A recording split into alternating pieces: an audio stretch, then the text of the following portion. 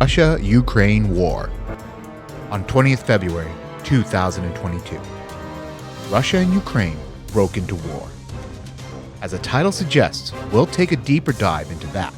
But before that, let's talk about both nations to understand why it's a big deal and why you should invest your valuable time watching this video. Let's start with Russia. Which continent do you think Russia falls under? Asia or Europe? Many are still unaware and think that a significant part falls under the Asian continent. Russia is an Asian country, but the Russian Federation is a transcontinental country that stretches across Eastern Europe and Northern Asia. Moreover, it is the world's largest country, with an area covering 17,125,191 square kilometers. Whew, that is quite a number. Did you know Russia has 11 time zones and borders 16 sovereign countries? It is the 9th most populous country in the world and the most populous country in Europe, with a population of 145.5 million people. Moscow, the country's capital, is Europe's largest city, while St. Petersburg, the country's second largest metropolitan and cultural hub, is the country's second largest city. This is the country that everyone is currently empathizing with and trying to reach out with helping hands for the people living in this country. Ukraine is a country in Eastern Europe. It is Europe's second largest country in terms of area after Russia, with whom it shares eastern and northern borders. Belarus borders Ukraine on the north, Poland, Slovakia, and Hungary on the west, Romania and Moldova on the south, and the Sea of Azov and the Black Sea on the seaside. It has a population of 41.2 million people and a land area of 603,628 kilometers square, making it Europe's 8th most populous country. Kyiv is the capital and the largest city of Ukraine. With that out of the picture, let's dive into the agenda of the video. We all know the current situation between both nations. Yes, the Russian Federation and Ukraine are at war right now. But let's get into a brief history of these two nations. Following the dissolution of the Soviet Union in 1991, the successor government's bilateral relationships have been marked by ties, tension, and open hostility. On the other hand, Ukraine's strategy in the early 1990s was characterized by aspirations for sovereignty and independence, followed by a foreign policy that balanced collaboration with the EU, Russia, and other large polities. Hence, from the 1990s through the 2020s, both countries maintained amicable relations. The Russo-Ukrainian War broke out in 2014 when Russia annexed Crimea from Ukraine, and Russia invaded Ukraine across a broad front again in February 2022. Before we move ahead, do you know what is NATO? Well, NATO, also known as the North Atlantic Treaty Organization, is an international political and military organization whose goal is to ensure the independence and security of its members through political and military methods. NATO membership comes with several advantages, including collective defense, an international security hub, troops and equipment, NATO money, crisis management, and so on. NATO consists of around 30 countries, 27 of which are mostly located in Europe, 2 in North America, and 1 in Asia. What do you think is happening now? In recent times, everyone thought the pandemic was the only thing that could have an effect on people globally. But wait a minute. All of us have come across the fact that both countries have been in the news recently.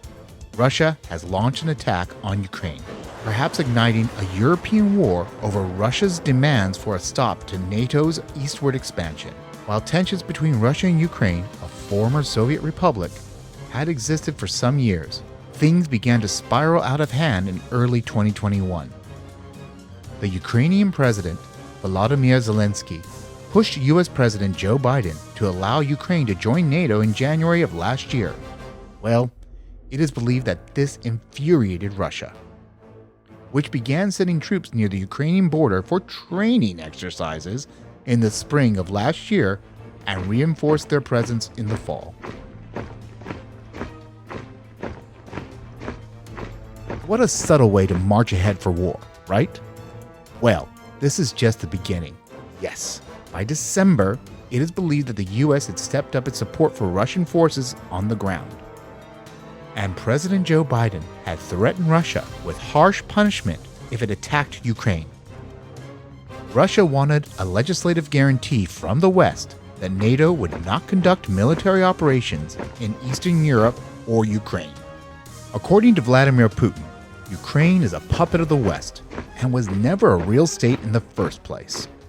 On Ukrainian soil, 130 UR-100N intercontinental ballistic missiles with 6 warheads each, 33 heavy bombers with a total of 1,700 warheads remaining. These weapons were formerly under the authority of the Commonwealth of Independent States. However, many say that Ukraine has no nuclear weapon, and despite President Putin's claim, there is no proof that it has tried to obtain them. While all nuclear weapon counts are approximations, the Federation of American Scientists estimate that Russia possesses over 5,000 nuclear warheads, the instruments that trigger a nuclear explosion, with roughly 1,500 of them being retired or due to be disassembled. Also, this isn't the first time the tension between Russia and Ukraine have risen to dangerous levels.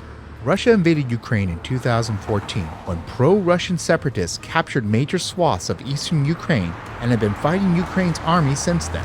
Russia had annexed Crimea at the time. In addition, many knew that Ukraine had extensive social and cultural ties with Russia, and Russian is widely spoken there. Still, all these ties have deteriorated since Russia invaded Ukraine in 2014.